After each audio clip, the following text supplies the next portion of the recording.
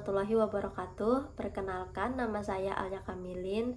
Jadi di video ini saya akan menjawab soal ujian akhir semester mata kuliah landasan dan pembelajaran pendidikan. Baik, langsung saja. Pertanyaan nomor 1 bagian A tentang penjelasan masing-masing jenis landasan pendidikan dalam perspektif Islam. Baik, yang pertama ada landasan filosofis. Nah, dalam perspektif Islam, landasan ini berfokus pada pengembangan nilai-nilai spiritual dan juga moral yang berdasarkan pada ajaran Islam. Yang kedua, landasan psikologis. Dalam perspektif Islam, landasan ini berfokus pada pemahaman tentang sifat dan juga kebutuhan manusia. Yang ketiga, landasan sosiologis dalam perspektif Islam.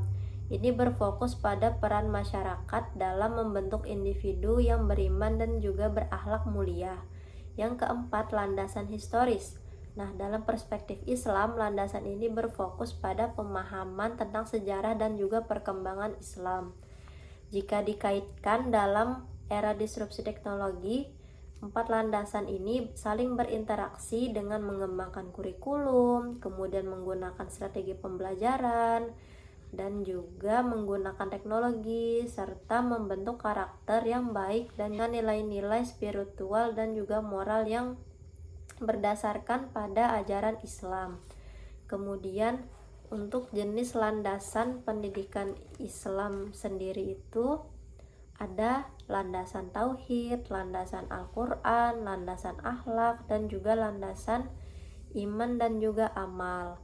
Nah, jadi jenis landasan pendidikan umum itu lebih fokus kepada aspek umum dan juga universal. Sedangkan untuk jenis landasan pendidikan dalam perspektif Islam itu lebih difokuskan pada nilai-nilai dan juga prinsip-prinsip Islam. Selanjutnya, saya akan menjawab pertanyaan nomor 1 bagian B tentang analisis hubungan antara keempat landasan tersebut dan dinamika peserta didik zaman sekarang dalam kurung generasi digital atau Gen Z.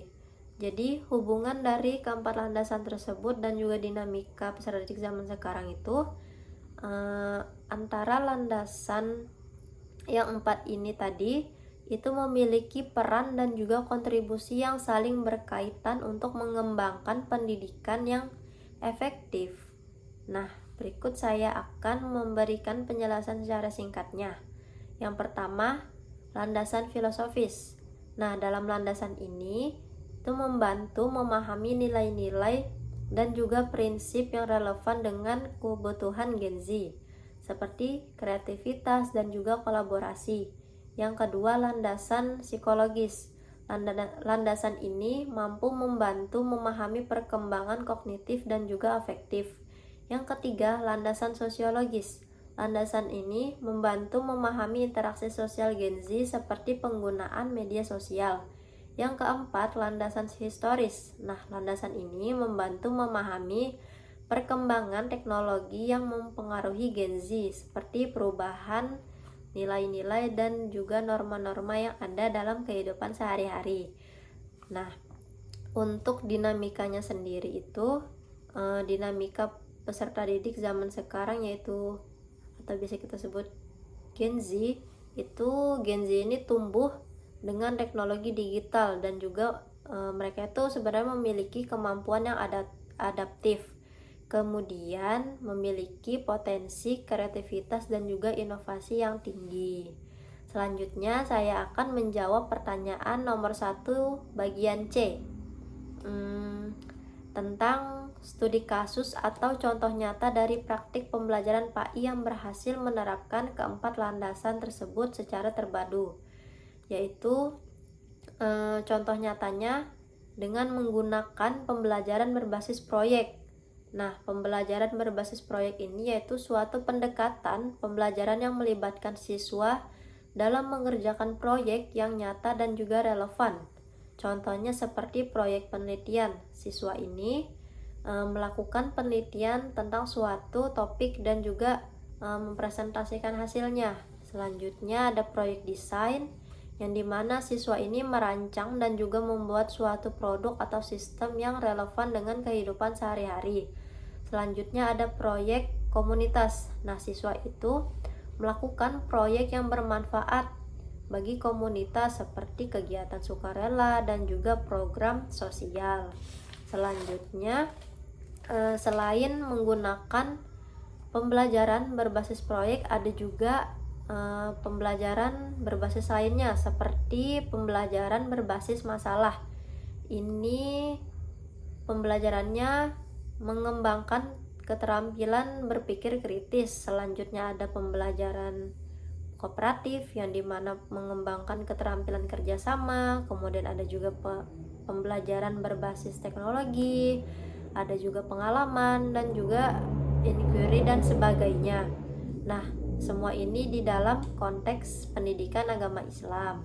Selanjutnya saya akan menjawab pertanyaan nomor 1 bagian D terkait bagaimana pandangan kritis Anda terhadap tantangan dan juga solusi penguatan landasan pendidikan dalam PAI di masa depan. Jadi, menurut pandangan saya terkait tantangan dan juga solusi penguatan landasan pendidikan Islam dalam PAI di masa depan, yaitu pertama, melihat dari sisi tantangannya. Memang banyak sekali problem dan juga dinamika yang setiap harinya selalu berubah-ubah. Nah, yang tidak mungkin kita abaikan begitu saja. Nah, jadi kita harus menyikapinya dengan baik dan juga bijak.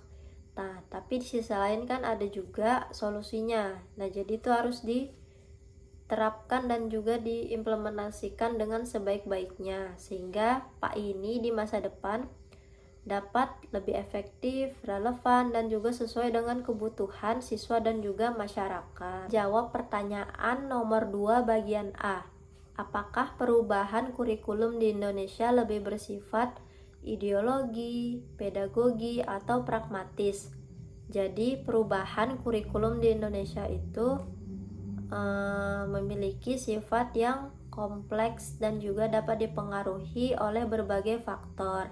Tapi jika disuruh memilih atau memprioritaskan dari ketiga sifat tadi, maka perubahan kurikulum di Indonesia itu lebih bersifat kepada ideologis dan juga pragmatis. Alasannya karena lebih dominan gitu.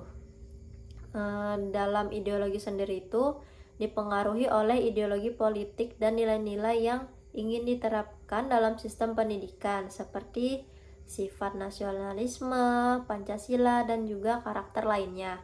Selanjutnya, untuk pragmatis sendiri itu dipengaruhi oleh kebutuhan praktis dan juga tuntutan dari masyarakat. Selanjutnya saya akan menjawab pertanyaan nomor 2 bagian B terkait bagaimana seharusnya landasan digunakan sebagai pijakan agar kebijakan kurikulum tidak bersifat reaktif atau instan. Jadi, landasan digunakan sebagai pijakan agar kebijakan kurikulum tidak bersifat reaktif atau instan bisa dengan melakukan analisis kebutuhan yang mendalam untuk memenuhi atau memahami kebutuhan siswa, guru, dan juga masyarakat. Yang kedua, mengembangkan kurikulum berbasis bukti yang didukung oleh penelitian dan juga data. Kemudian libatkan stakeholder seperti guru, siswa, orang tua siswa, kemudian dan juga masyarakat. Selanjutnya, dari partisipasinya ini dapat membantu meningkatkan kesadaran dan juga dukungan terhadap kurikulum. Kemudian fokus pada tujuan jangka panjang. Selanjutnya ada lakukan evaluasi dan juga monitoring. Selanjutnya mengembangkan kurikulum yang fleksibel, kemudian meningkatkan kapasitas dan juga mengembangkan kurikulum yang sesuai gitu. Selanjutnya saya akan menjawab pertanyaan nomor 2 bagian C terkait kerangka ideal bagi kebijakan kurikulum. Jadi, kerangka ideal kebijakan kurikulum yang berkelanjutan dengan yang pertama harus memenuhi beberapa elemen kunci seperti memiliki visi dan misi yang jelas, kemudian partisipasi dan juga kolaborasi, kemudian analisis yang komprehensif, kemudian tujuan yang spesifik, kemudian ada implementasi yang efektif, dan juga sifat-sifat seperti fleksibilitas, adaptabilitas, akuntabilitas, dan juga transparansi. Nah, selain dari beberapa elemen, ada juga beberapa komponen yang dimana mencakup beberapa hal, yang dimana ada tujuan yang jelas, kurikulum yang adaptif, kemudian proses pembelajaran yang efektif, penilaian yang efektif atau objektif, kemudian kemitraan dengan masyarakat, dan juga pengembangan profesional guru. Sekian itu tadi jawaban dari saya, kurang dan lebihnya mohon dimaafkan.